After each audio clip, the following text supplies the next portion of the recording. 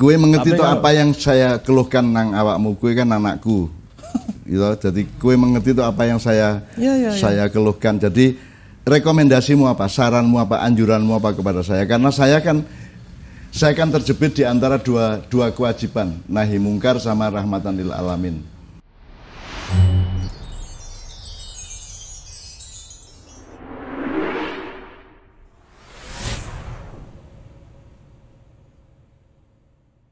Ini Brang, dari rentang alur tadi ya, dari aksioma sains, terus di tengah itu ada kebenaran yang tidak bisa dibuktikan, ya kemudian kita jadi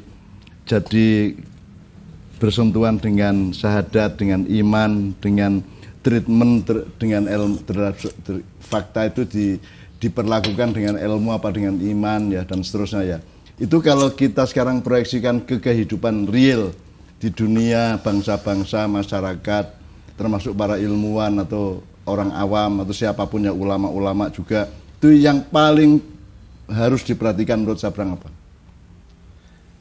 Saya pakai analogi gini, yang semua orang bisa connect nih. Semua orang kan punya rumah nih.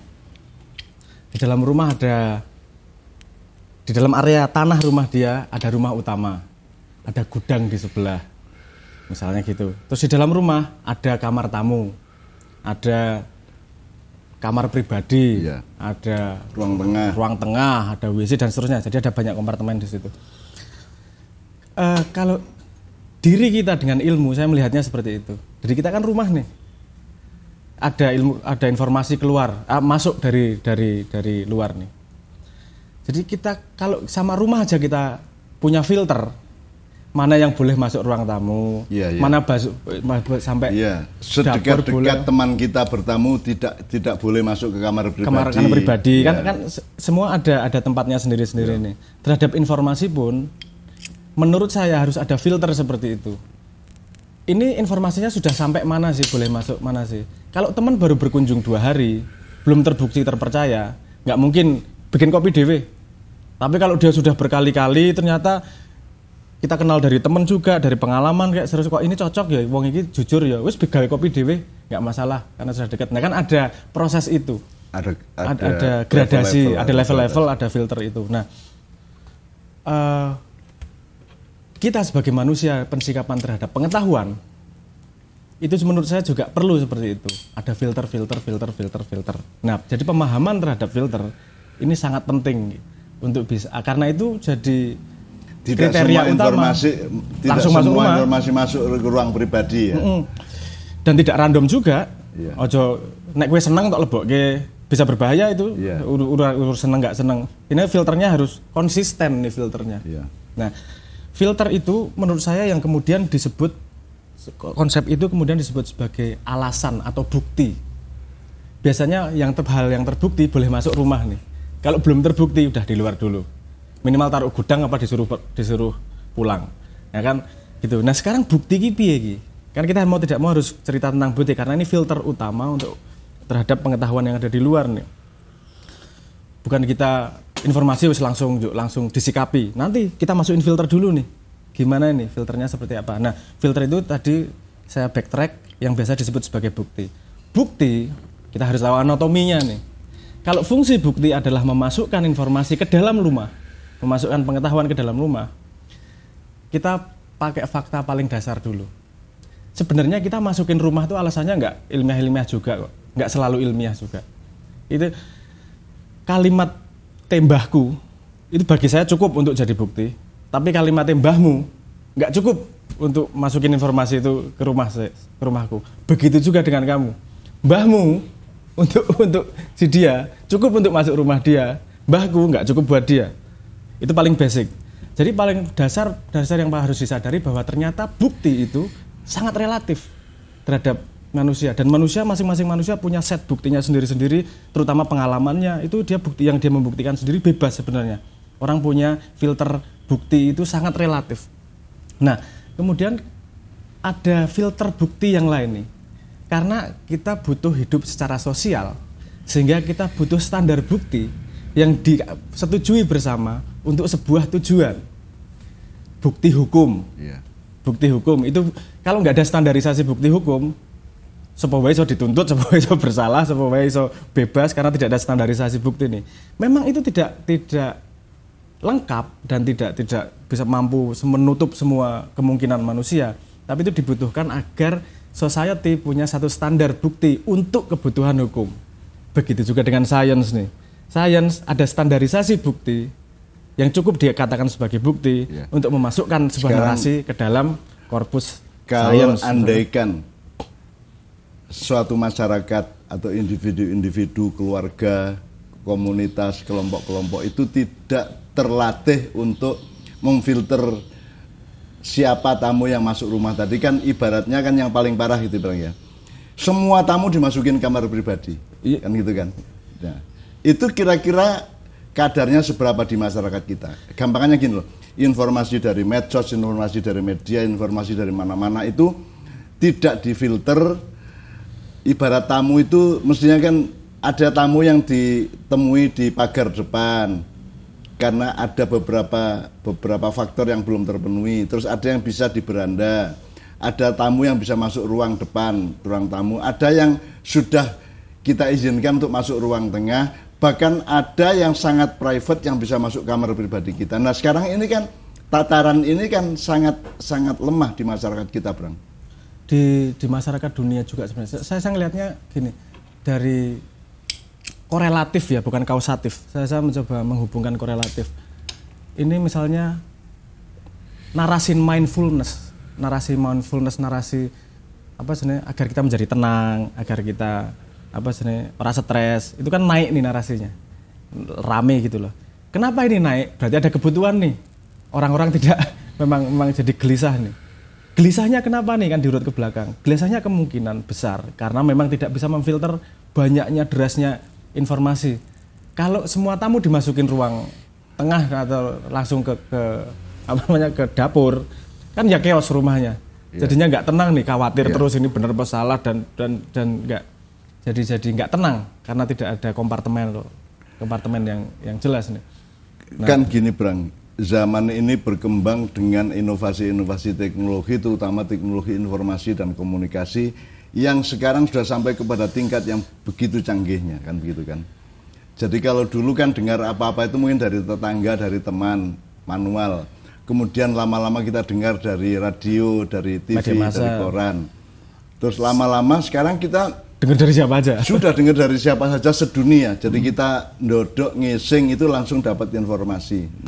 Nah, sehingga kita kan sebenarnya membutuhkan pelatihan agak panjang. Makanya saya bapakmu ya, saya kan sejak awal menutup pintu. Jadi saya tidak punya saluran Twitter, medsos apapun gitu ya. Jadi kalau saya mencari informasi dan saya membutuhkan sesuatu yang saya butuhkan, saya keluar rumah. Saya ke jalan atau saya mendengarkan masjid corongnya atau saya ke toko baca-baca. Tapi saya tidak mengizinkan pintu rumah saya dimasuki apa-apa. Meskipun ada yang tidak lewat pintu, ada yang lewat udara, gitu ya. Nah itu saya kan sangat ketat, Bang. Bahkan saya keluar dari media massa, berarti saya juga menutup pintu saya dari komplikasi informasi yang bermacam-macam, sehingga saya mungkin resikonya saya jadul, resikonya saya menjadi kurang well informed ya, gitu ya. Tapi di lain pihak saya menjadi selamat dari apa rumah yang kacau itu tadi. Iya, jadi betul. Saya setuju. Itu pilihan personal ya. Dan menurut saya pribadi nih, yang paling harus memperhatikan itu generasi yang sudah tua nih. Karena sudah hidup pada pola tertentu dan sekarang polanya berubah sama sekali. Nah, yang anak-anak muda nih, dia dari lahir sudah pakai pola ini nih. Jadi nggak bisa menghindar juga karena satu-satunya pola yang dia ketahui adalah itu. Ini dua-duanya punya resiko. Memang yang menutup diri ini jadi rumahnya jadi lebih rapi nih. Tapi efeknya adalah jadul not well informed itu tadi. Yang membuka dirinya itu menggeser resikonya juga. Dia well informed, tapi kalau tidak bisa memanage informasinya, jadi stres sendiri nih. Jadi kacau juga nih. High return juga. Tamu yang boleh masuk ke rumah saya itu hanya Al-Quran dan hadis mutawatir gitu kan.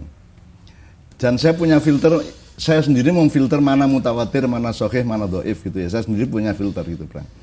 Tapi yang pasti di rumah saya tidak hanya di ruang depan tapi juga masuk ke kamar pribadi adalah Al-Qur'an. Tapi kalau koran, TV, medsos segala macam itu saya tutup pintu rapat. Artinya saya sendiri tidak boleh aktif di medsos. Saya tidak boleh punya akun Twitter, Instagram, Facebook, TikTok atau apapun gitu, Bang. Tetapi kan ternyata ketika ada terdengar YouTube di setel, di situ ada story WA Cak Nun misalnya. Loh, saya enggak pernah punya story WA ya. Saya tidak pernah bikin itu. Jadi ternyata meskipun sudah ketat rumah saya tutup dan hanya berisi Quran misalnya gitu, Bang. Tetap saja di luar sana orang menganggap bahwa saya itu aktivis di pasar media. Padahal saya enggak. Itu enggak karena itu outside world, dunia di luar. Kalau dunia di luar semua orang punya hak untuk berpersepsi. Problemnya adalah sekarang satu persepsi kemudian bisa disebar sedemikian rupa. Ya, yang tidak bisa dihindari dari modal komunikasi yang baru adalah hal seperti itu yang tadinya. Lalu bagaimana wong saya nutup pintu, saya ada di dalam rumah, saya ada di dalam kamar pribadi, tiba-tiba saya ada di pasar, Bang. Diumumkan saya di pasar ngomong Sabdorojo, ngomong Israel Palestina, ngomong segala macam, jadi saya menjadi orang yang nyinyir sekali, padahal saya tidak ada di rumah, saya di dalam kamar pribadi. Jadi itu gimana, Bang, menyikapinya, Bang? Itu bagian dari filter diri itu menurut saya. Karena yang lebih kuat daripada persepsi adalah konsistensi. Oke. Ini kenapa Kanjeng Nabi menurut saya diberi modal, dalam tanda petik modal ya, Al-Amin. Yang fitnah Nabi juga saat itu saya yakin amat sangat luar biasa banyak. Tapi yang melihat konsistensi Al-Amin ini tidak bisa dicapai dengan bayar media massa. Waktu ini lebih kuat dari ruang ya. Waktu lebih kuat daripada persepsi singkat. Karena persepsi singkat itu ya cuman sekali dua kali nih. Tapi kalau sumber primernya memang konsisten, waktu akan menunjukkan mana yang bertahan. Yang bertahan adalah yang konsisten dengan sistemnya itu, menurut saya seperti itu. Karena itu juga penting dalam metodologi filter ini tadi. Misalnya saya kasih contoh alurnya. Kalau ada si A sama si B nih, mereka relatif sama umurnya misalnya. Terus si A memberi informasi kepada si B harus mengukur seberapa percaya sih aku kepada si A, kan gitu. Bagaimana cara mengukurnya? Kalau informasinya yang diberikan si A adalah informasi yang bisa dikonfirmasi oleh si B, dia bisa ngecek kebenaran omongannya si A. Jadi informasi, neng pasar ono keramaian, dia ngecek sendiri, oh bener nih, oh ini bener nih, konsisten nih terhadap kebenarannya. Oke, jadi kita sudah mendapat gambar bahwa si A ini konsisten terhadap kebenaran yang saya bisa mengkonfirmasi. Yeah. Kemudian terjadi nih, si A ngomong sesuatu yang B tidak bisa mengkonfirmasi. Aku tadi malam habis ngimpi ketemu Nabi, misalnya gitu. Si B nggak bisa konfirmasi, nggak bisa masuk mimpinya kok. Bagaimana cara dia mempercayai si A?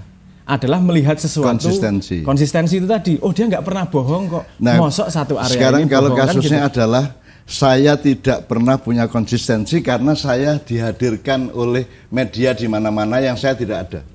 Bang. Suara saya terdengar di pasar, ngomong Palestina, ngomong Jokowi, ngomong segala macam, padahal saya di dalam kamar.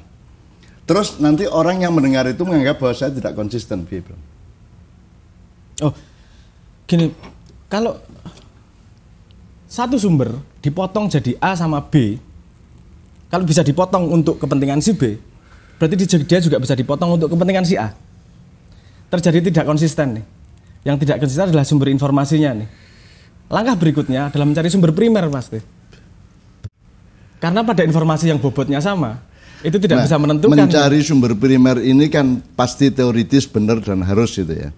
Tapi kan tradisi budaya masyarakat kita kan hampir bisa dikatakan tidak, menurut saya sangat rendah kemungkinannya untuk mencari sumber primer. Gini, pokoknya mereka lihat YouTube, lihat medsos, ditelan. Sekarang gitu. Zaman juga berjalan nih. saya nggak ngomong zaman statis nih, bahwa keadaannya sekarang orang lebih memilih instan daripada primer, itu ya. Tapi nanti akan mengalami di mana instan itu akan menggoyah society ini. Akan muncul kepentingan untuk mencari primer. Pendulum, society biasanya gitu. Dia senang si A sampai ekstrim si A, ketemu remuknya, balik neng B, ketemu remuknya, balik neng A. Pendulum sepemahaman saya, society selalu mengalami pendulum seperti itu. Kebetulan kita masuk pada era informasi yang baru nih. Moda komunikasi yang baru. Budaya manusianya belum bisa ngejer nih. Dia harus mengalami kesusahannya dulu nih. Kalau aku instan terus gitu, suwe-suwe remuk gitu, nggak efektif. Nanti akan kelihatan kok. Sesuatu yang tidak efektif pasti kelihatan. Menurut saya mayoritas orang tidak punya kewaspadaan seperti yang Sabrang bilang. Secara tidak ada orang ngomong wah ini kalau saya terus-terusin remuk, enggak. Nah, dia nunggu remuk bener dulu baru bisa. Iya nah, gitu. Itu tadi remuknya seberapa? Itu kan sama relatifnya dengan sufficient reason itu tadi. Orang yang bisa berpikir abstrak tidak perlu sangat remuk untuk bisa melihat arahnya sangat remuk. Orang yang memang tidak sensitif terhadap abstraksi, dia perlu remuk di depan mata untuk tahu bahwa itu benar-benar remuk.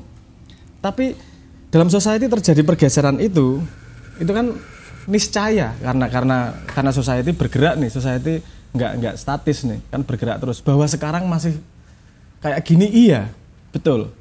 Tapi menurut saya sosial dilema, dopamin detox, itu kan narasi yang muncul banyak itu menunjukkan bahwa mulai ada orang yang melihat bahwa berbahaya loh sosial media kalau kayak gini tipikalnya, berbahaya loh internet kalau kayak gini tipikalnya. Itu mulai ada bahwa dia minoritas sekarang iya, tapi lama-lama bisa menjadi mayoritas juga nih kalau push dalam society. Sejauh yang saya ketemu di warung, di rest area, di Jombang, di terminal, di bandara, itu kan mereka tidak berpikir begitu, Bang. Betul, karena umur society panjang. Ini bisa 2 generasi, bisa 3 generasi, sangat bisa.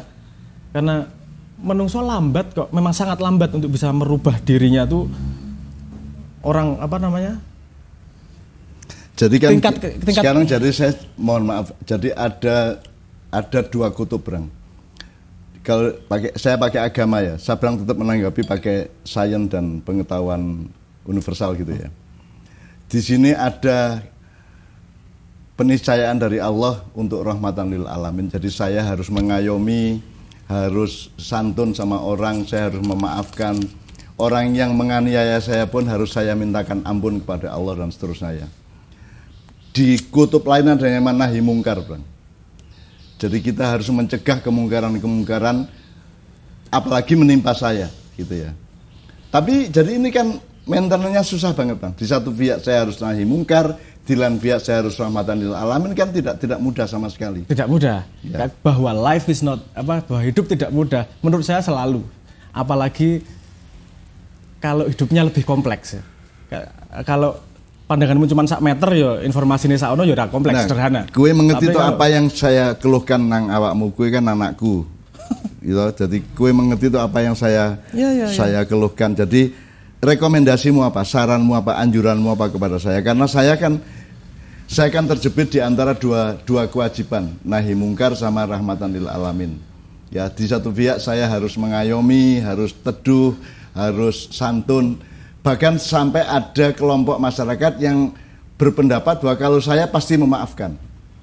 Saya tidak mungkin marah, saya tidak mungkin gitu, bilang bapakmu itu dianggap lebih hebat dari Allah. Allah aja bikin neraka, saya hanya boleh bikin surga. Kan gitu. Jadi semua orang yang mendolimi saya, yang menganiaya saya, yang memfitnah saya itu yakin bahwa saya pasti memaafkan, saya tidak marah, dan saya pasti tetap mengayomi gitu. Seolah-olah saya adalah Tuhan yang hanya bikin surga, tidak bikin neraka sama sekali kan gitu. Padahal kan ada dialektika surga neraka, ada dialektika dosa dan pahala dan seterusnya. Dan itu kan tidak mudah sama sekali untuk menentukan formula mediasinya, Bang. Oke. Iki nek arep ngomong advice yo lucu yo anak. Ya ora apa-apa. Enggak. Gitu. Tapi loh, ini pendapat saya terhadap respon. Saya tetap advice yang saya minta kepada Sabrang, nasihat. Karena apa, Bang? Karena menurut Sabrang sendiri dalam pembicaraan kita yang lalu, di algoritma sistem sosial dan yang mengandung teknologi informasi dan komunikasi yang baru ini, Itu semua cahanyar toh menurut gue. Semua orang baru, semua siswa baru, semua penghuni baru, penduduk baru. Kalau dalam bahasanya teater itu newcomer dari daerah. Gitu kan. Newcomer dari daerah. Kita semua baru. Terutama yang tua malahan. Loh kalau Nawai cucu saya, anakmu ya, itu dari kecil dia sudah lebih canggih daripada mbahnya. Gitu kan. Kalau saya betul-betul orang baru yang gojek-gajek. Anda tahu, gue ngerti ya, buyutmu, biar mbahmu, Pak Umar Khayyam kui, sampai akhir hayatnya itu belum pernah nyentuh keyboard komputer. Dia mesin ketik. Rendra itu almarhum, itu berusaha nulis SMS tidak pernah bisa sampai akhir hayatnya. Saya kan masih lumayan ya. Saya masih sangat lumayan. Jadi sebagai anak baru saya belajar luar biasa.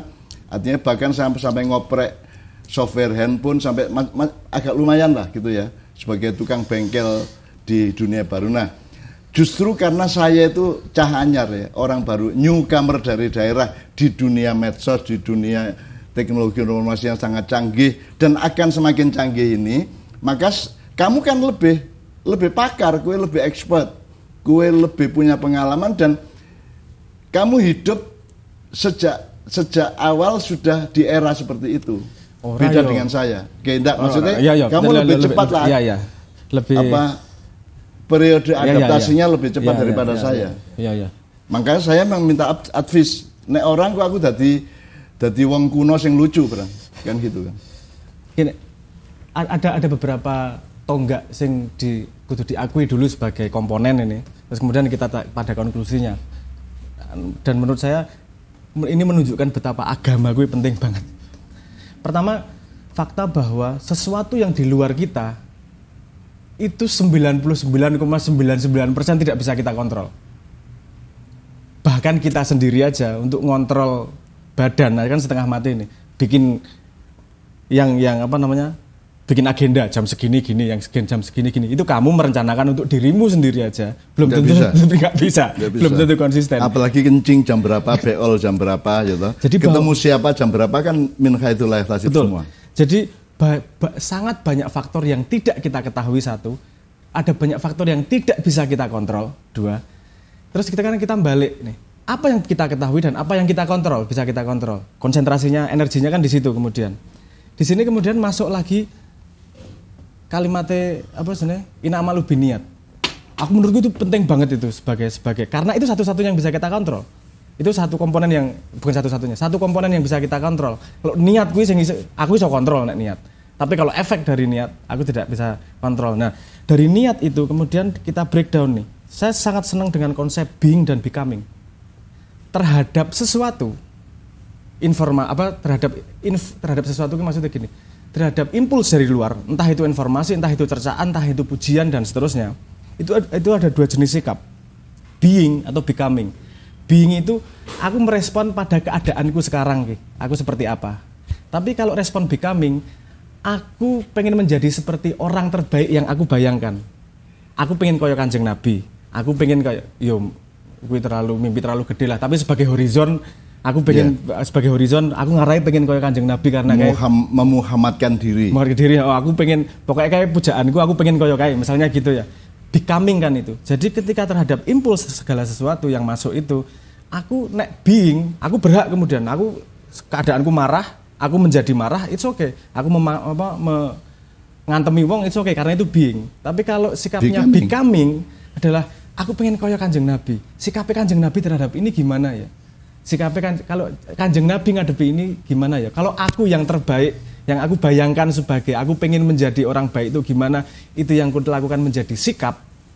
Itu menurut saya akan lebih baik karena kita jalan nih, kita tidak pada being tapi kita menuju becoming.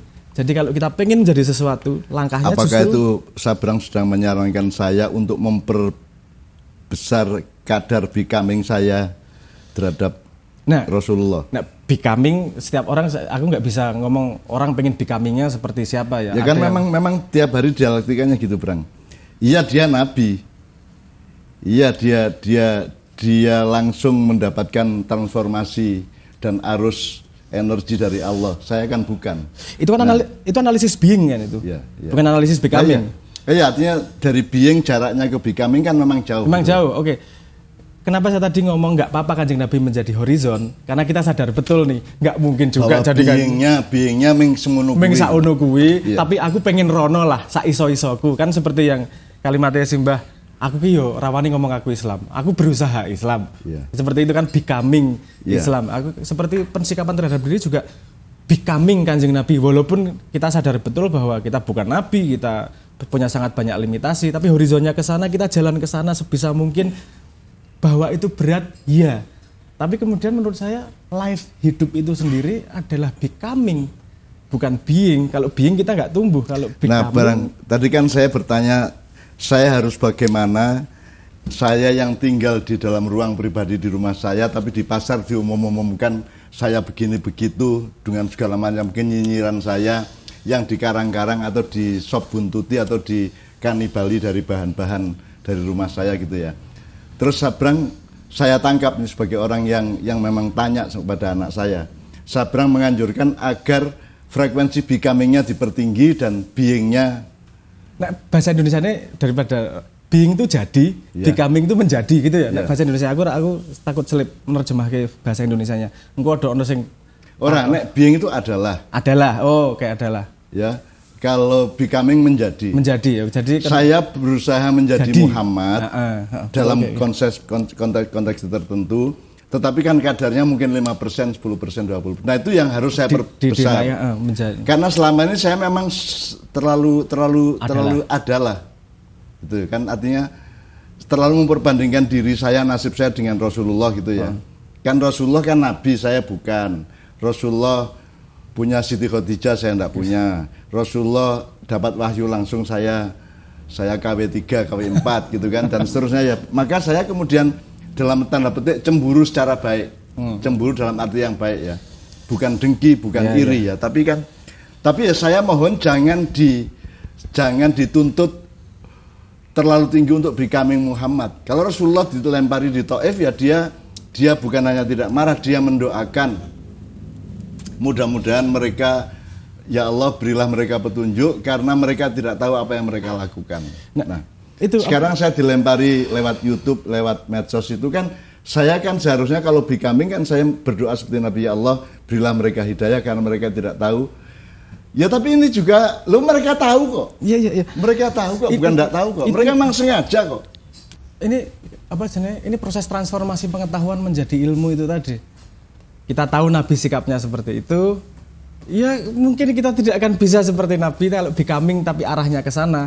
Dan dalam sejarah, saya kasih contoh siapa ya, sing non Islam misalnya, Rama sampai sekarang dikenang ribuan tahun sejarahnya dan seterusnya. Apakah sejarah Rama itu sejarah glorifikasi, apa sejarah kemenangan?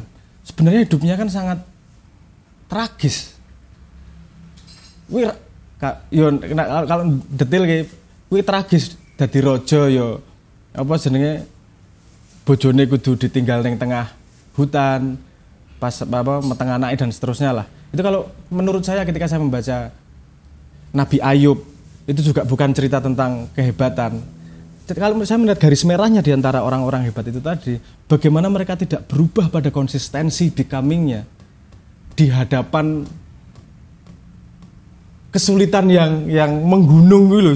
Nabi Ayub ini 7 tahun setan neng. Sebenarnya kan aku ngertikan kalimatmu sederhanakan paku sing konsisten.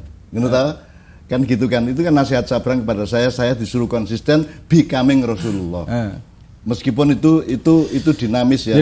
Mulur mungkret ya, bisa dan tidak bisa terus menerus. Tapi gitu aimingnya jelas. Tetapi aimingnya jelas, apa cakrawalanya jelas, apa horizonnya jelas kan gitu. Nah, jadi mempertinggi frekuensi becomingnya tadi, becoming Rasulullah itu ya.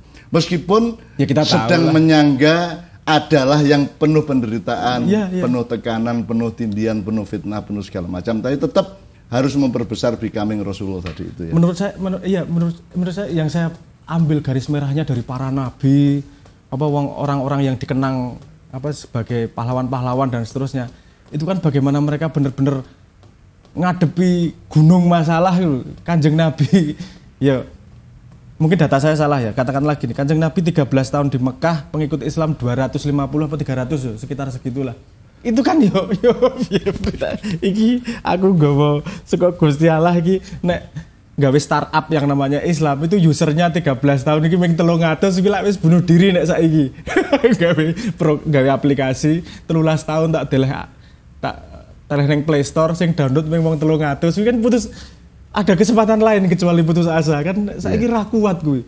Tapi yang membuat nabi menjadi nabi, orang menjadi besar adalah keadaan apapun, sesusah apapun, ora hilang gitu. Becoming konsistensi untuk becoming seperti yang Tuhan maksudkan sebagai manusia itu. Bukan perjalanan mudah pastinya. Justru makna yang besar datang dari kesusahan dia beratnya menghadapi keadaan itu. Nah, saya garis bawahi di situ sih sebenarnya. Nggak ada yang mudah. Semakin mengerikan gunung susahnya itu maknanya semakin itu besar. Kalau kita kembali ke yang paling awal ya, itu memperbesar becoming itu di tengah ketidaktahuan yang juga mungkin semakin menggunung dan semakin mengerikan gitu. Yes. Kanjeng Nabi misalnya nabi-nabi kan tidak diberi janji pasti berhasil, tidak diberi pokoknya dikancani terus melaku. Menurut saya juga kan ya honor rasul, ono nabi, wali dan seterusnya kan ada gradasinya juga. Menurut saya salah satunya adalah bagaimana kekuatan memegang keteguhannya itu. Dan dalam satu sebenarnya seluruh aspirasimu itu juga sudah ada di dalam diri saya dan dia juga selalu hadir untuk mengingatkan becoming tadi itu. Jadi saya dari proses ke proses, dari tahap ke tahap, dari langkah ke langkah itu juga selalu digandoli lagi, kamu jangan terlalu ke sana, kamu harus ke sana. Kamu jangan terlalu diri, tapi kamu harus memuhammadkan diri dan seterusnya. Kamu jangan terlalu being. Karena kamu juga tidak mampu menyanggap beingmu, ya tidak mampu. Maka becoming aja. Becoming aja. Karena becoming ini yang lebih dekat kepada kehendak Allah kan gitu. Hope, kalau nek modern ya kalimat kan the strong salah satu modal terkuat dalam hidup adalah hope, harapan ke depan. Itu kan satu area dengan becoming kan itu. Satu area dengan becoming itu.